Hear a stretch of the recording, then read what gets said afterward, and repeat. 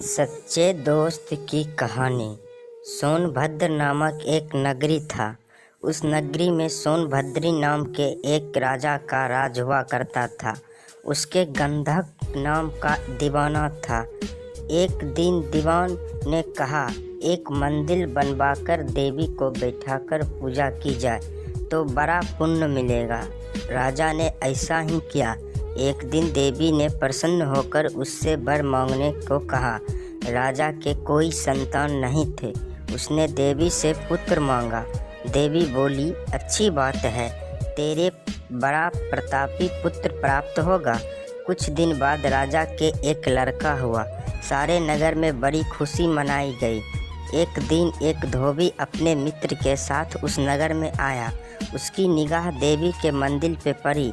उसने देवी को प्रणाम करने का इरादा किया। उसी समय उसे एक धोबी की लड़की दिखाई दी जो बड़ी सुंदर थी। उसने मंदिर में जाकर देवी से प्रार्थना की, हे देवी, इस लड़की से मेरी शादी हो जाए तो मैं अपना सिर तुझ पे चढ़ा दूंगा। इसके बाद वह हर घड़ी बेचैन रहने लगा। उसके मित्र ने उसके पिता से सारा हाल कहा। अपने बेटे की यह हालत देखकर वह लड़की के पिता के पास गया और उससे के अनुरोध करने पर दोनों का विवाह हो गया। विवाह के कुछ दिन बाद लड़की के पिता यहाँ उत्सव हुआ। इसमें शामिल होने के लिए न्योता आया। मित्र को साथ लेकर दोनों चले।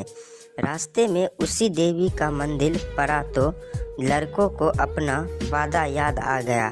उसने मित्र और स्त्री को थोड़ी देर रुकने को कहा और स्वयं जाकर देवी को प्रणाम कर के इतने जोर से तलवार मारी कि उसका सिर धड़ से अलग हो गया। देर हो जाने पर जब उसका मित्र मंदिर के अंदर गया तो देखता है क्या कि उसके मित्र का सिर धड़ से अलग पड़ा है। उसने सोचा कि यह दुनिया बड़ी बुरी है।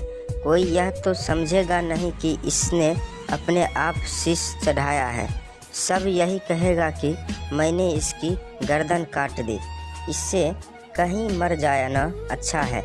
यह सोच उसने तलवार लेकर अपनी गर्दन काट दी। उधर बाहर खड़ी खड़ी स्त्री हैरान हो गई तो वह मंदिर के भीतर गए।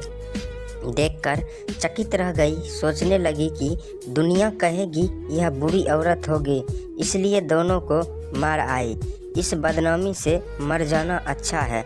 यह सोच उसने तलवार उठाई और जैसे ही गर्दन पर मारनी चाहिए कि देवी ने प्रकट होकर उसका हाथ पकड़ लिया और कहा, मैं तुझ पर प्रसन्न हूँ, जो चाहो सो मांगो।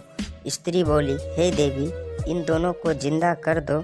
देवी ने कहा, अच्छा, तुम दोनों के सिर मिला के रख दो। घबराहट में स्त्री ने सिर जोड़े तो गलती से एक का सिर दूसरे के धड़ पर लग गया। देवी ने दोनों को जिंदा कर दिया। बेताल बोला, हे राजन, बताओ कि यह स्त्री किसकी हो?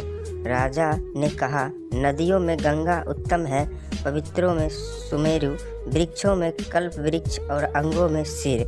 इसलिए शरीर पर पति का सिर लगा हो वही पति होना चाहिए। ये कहानी बहुत ही दुर्लभ है। इसे बहुत ही कुछ लोग ही जानते हैं। तो ये मेरा छोटा सा कहानी आपको कैसा लगा कमेंट बॉक्स में कमेंट करके ज़रूर बताइए। अगर ये कहानी आपको अच्छी लगी होगी तो हमारे चैनल को सब्सक्राइब करना ना भूलिए और हमारे वीडियो को लाइक शेयर ज़रूर कीजिए। और फिर मिलते हैं आपके साथ अगले वीडियो में।